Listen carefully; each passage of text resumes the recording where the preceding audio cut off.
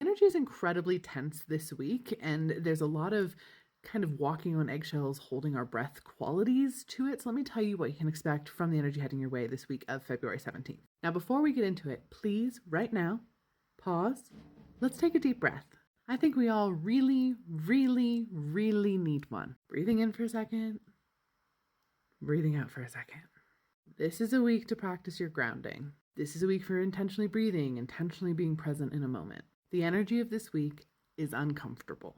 If you feel like you're walking on eggshells, or people are really quick to snap and be barky at you, or angry or grumpy or frustrated at you, that's what we're looking at. Everybody's feeling very uncomfortable. Kind of is almost like a feeling of like an emery board, like a nail file, like on you. It's just like, oh, something is grating. And that carries through a big majority of this week's time. I cannot encourage you enough. Please, before you throw a feeling at someone, pause, breathe, sit with that feeling, vent about it, write it out, and then make sure you're directing it at the appropriate person. I would not be surprised at all if this week we find a lot of people just getting angry at stuff, vague stuff that's happening to them or in the world or who knows, and throwing that at others as if it's their fault when it isn't.